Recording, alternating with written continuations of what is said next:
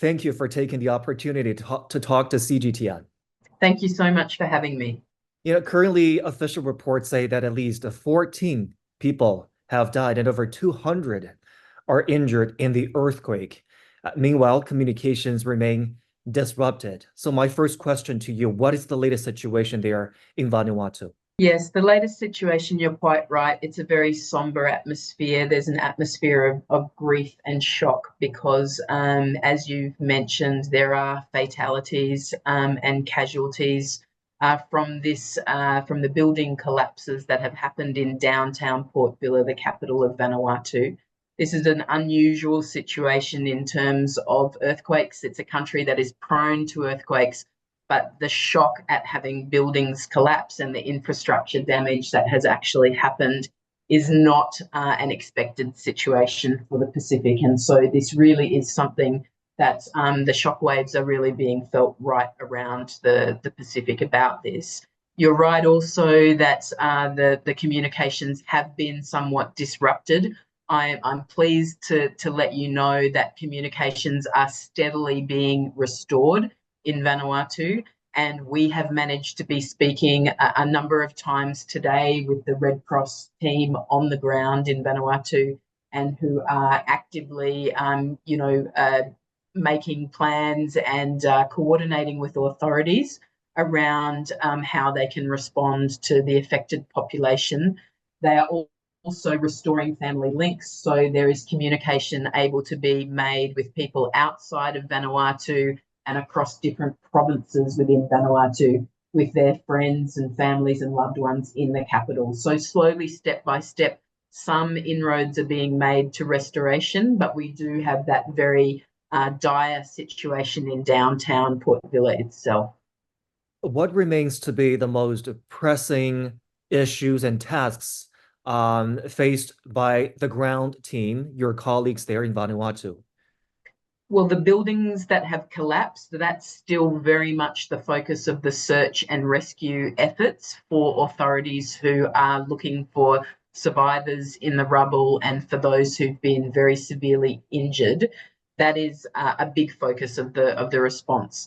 There is also a major focus in supporting those who are attending hospitals with their injuries, very critically injured, have been moved to a military base to support their needs. And the Red Cross is also helping with deploying a first aid team to the hospital to help the numbers of people who have those more mild injuries that can be treated more easily with first aid needs. As of now, do you believe international aid is needed for relief efforts in Vanuatu, and what type or form of international aid is most needed? We understand that the government of Vanuatu have declared the state of emergency for the next 7 days to assess that damage that has occurred, and they will be making those representations to their partners around what international assistance is required. We do know that coming into the country as of today is assistance around the provision of search and rescue equipment and some search and rescue teams. We also know that aerial photography and surveys are being undertaken with international assistance. There's some engineering assistance around surveying whether the airstrip is ready for landing, some international assistance around telecommunications support and things like that. From our side, from the humanitarian response with the community, we are also looking at the provision of some additional assistance from outside the country. Again, so it's around emergency shelter and water and sanitation needs that will probably be pressing over the immediate days and the next couple of weeks for sure. So yes, international assistance, but the local response so far has been, astounding as well. Really, just people working around the clock.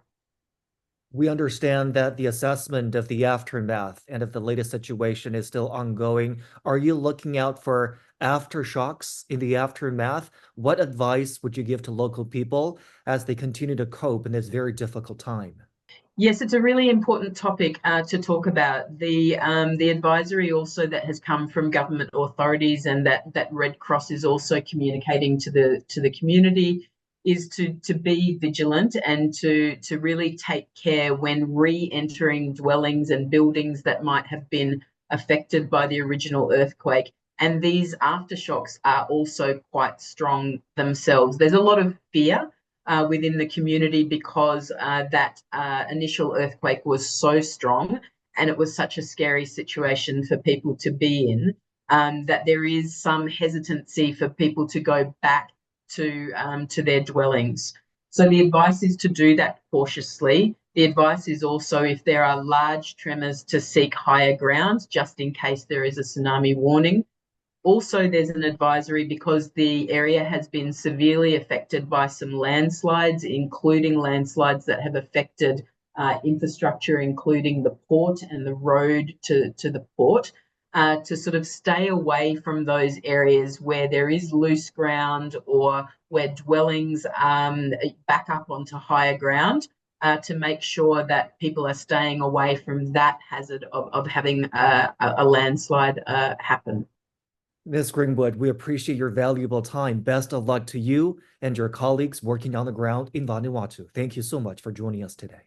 Thank you so much.